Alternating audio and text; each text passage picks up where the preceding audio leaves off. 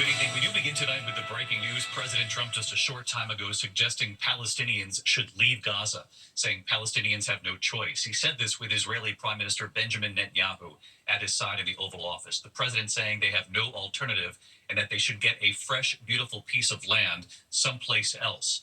The president with the Israeli Prime Minister a short time ago, this new suggestion that Palestinians should leave comes just days after the world saw those images of hundreds of thousands of Palestinians returning to North Gaza after so many months of war. So where would this beautiful piece of land someplace else be? The president today suggesting other countries that would take the Palestinian people. ABC's chief White House correspondent Barry Bruce leading us off.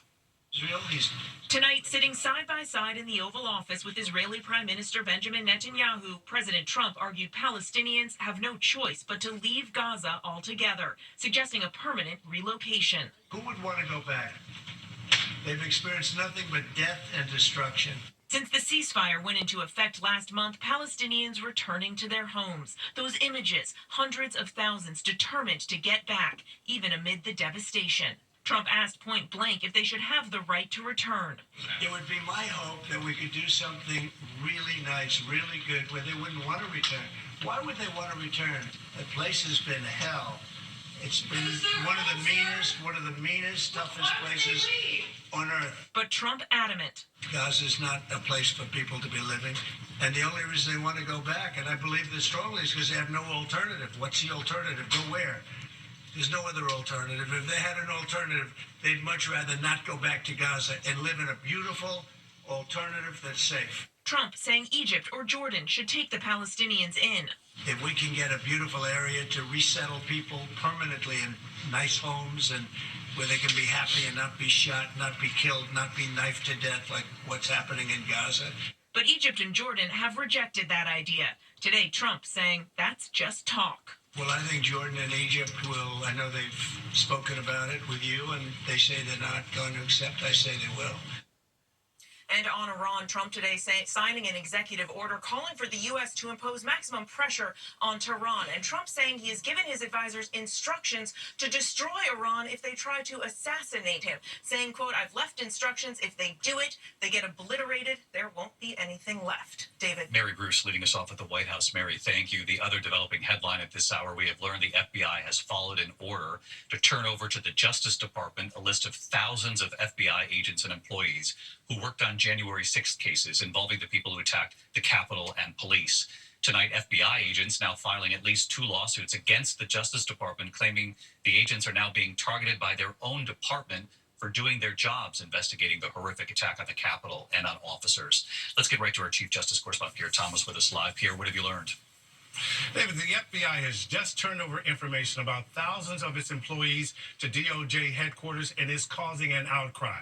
They say they simply acted on assignments given by their bosses and were following on court orders to investigate Trump's handling of classified documents and to investigate and arrest those who participated in the violent attack on police officers at the Capitol on January 6th.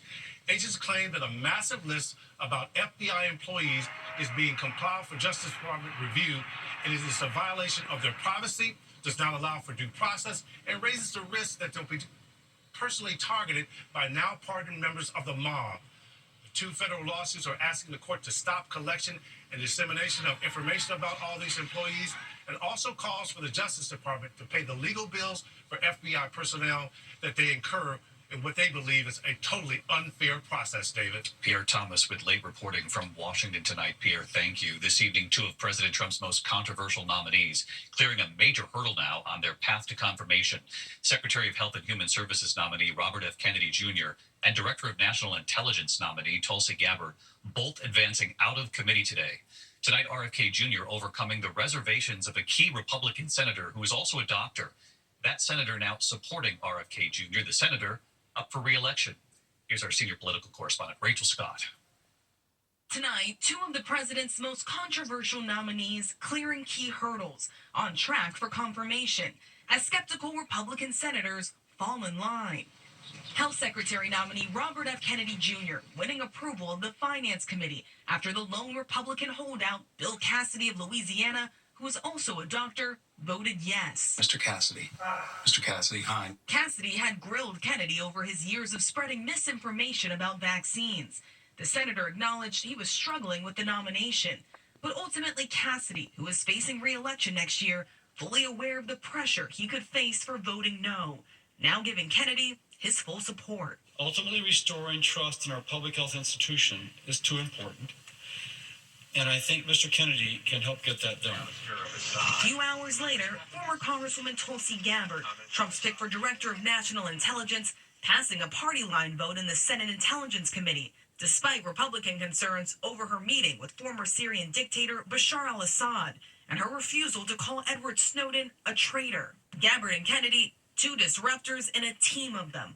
The leading figure, billionaire Elon Musk, who is out to reshape the government itself. His Department of Government Efficiency, staffed largely by young engineers, at least one of them just 19, have brought beds into their government offices. Musk posting on X, working the weekend is a superpower. His team getting access to the Treasury Department's payment system, which processes trillions of dollars of the government's bills and includes the personal information of millions of Americans. Musk then seizing control of USAID, which provides humanitarian assistance around the world, helping an estimated 32 million children suffering malnutrition and bringing food, water, shelter, and health care to victims of natural disasters. USAID's $43 billion budget is a tiny fraction of what the government spends, about 1%.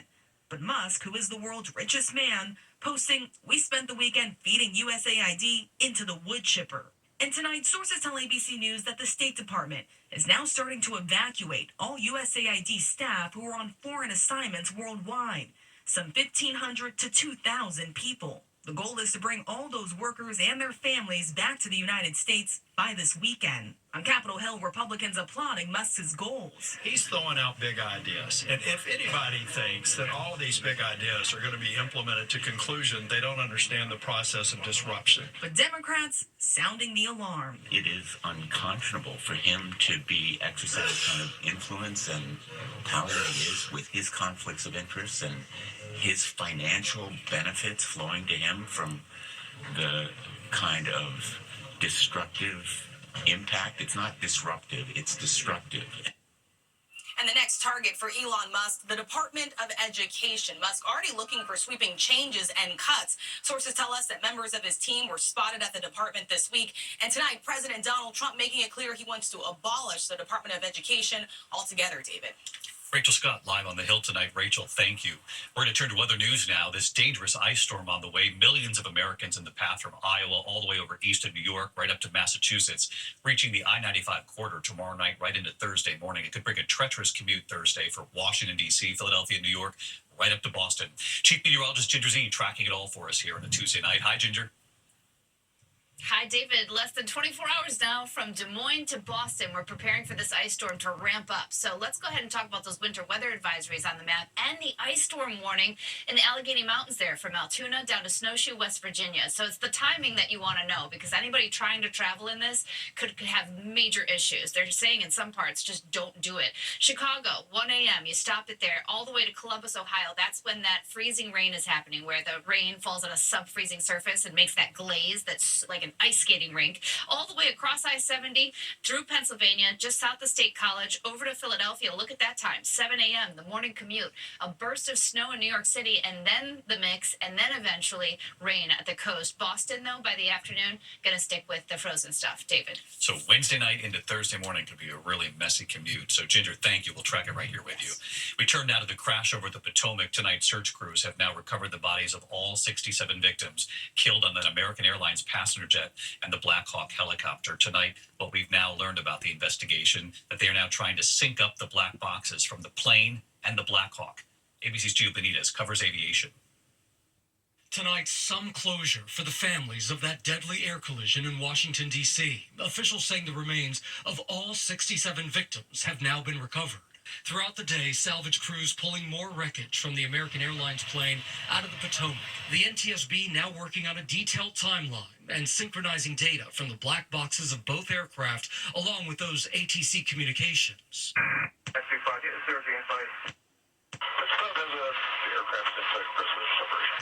The NTSB obtaining training and flight logs for both flight crews, stating the Air Traffic Control Group has completed interviews of all 5 staffed positions in the tower. The key question, if the helicopter was flying higher than the allowed altitude of 200 feet around the airport, why? The most accurate flight data shows the crash happening at just over 300 feet. Overnight, a moving water cannon salute on the runway. The body of American Airlines flight attendant Ian Epstein flown to Charlotte to be buried. And U.S. figure skating sharing this tribute, remembering the 28 athletes, coaches, and family members who were lost. And David, the NTSB says in order to confirm how high that helicopter was flying, they first have to pull it out of the river, and that could take days. David. Gio Benitez back with us tonight. Gio, thank you. We turn now to the high-profile burglaries that have made national headlines involving some big names in sports.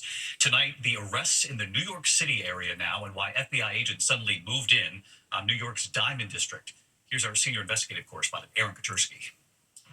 The FBI searching this pawn shop in Manhattan's Diamond District, where they say they track some of the luxury items stolen in a rash of recent burglaries at the homes of professional athletes, including Cincinnati Bengals quarterback Joe Burrow. Someone is trying to break into the house right now. My daughter is there. This is Joe Burrow's house. She is staying there. He's at the football game. Tonight, 2 men are under arrest charged with brokering the sale of watches, jewelry, and handbags that prosecutors say were stolen by South American gangs targeting athletes and other wealthy homeowners across the country. For nearly 5 years, authorities say Dmitry Nizinski and Juan Villar were the middlemen, buying the loot from the burglary crews and then selling it at their pawn shop. Officers and agents raiding the place today, they say they seized dozens of high-end watches and pieces of jewelry. Court records say Nizinski is linked to at least some of the suspected burglars now charged with breaking into Burrow's home. And where are you going right now? Body camera video showing 4 Chilean nationals questioned by police in Ohio last month. An old LSU shirt and a Bengals hat were found in the back of their car.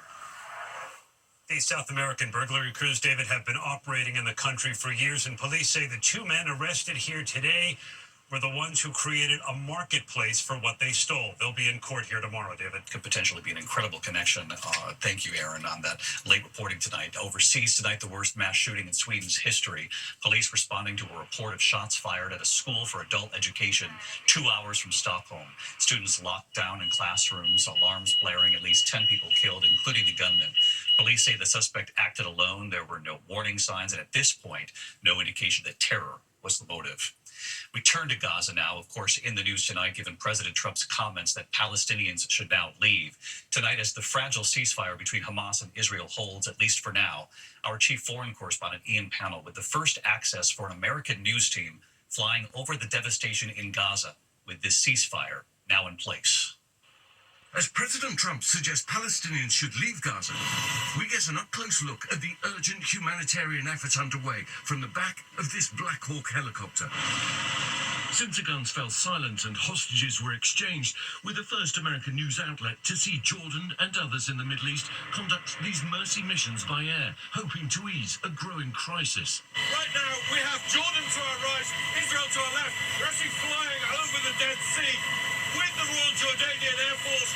These troops are delivering this much-needed aid to Gaza, which is just in the distance. After 2 long hours in the air, we finally touched down on the edge of Gaza. The Jordanian airmen rushing to get the aid on the ground under the watchful eye of the Israeli military in the distance. Well, this is as far as we're allowed to go. The barbed wire is stopping us from entering further into Gaza.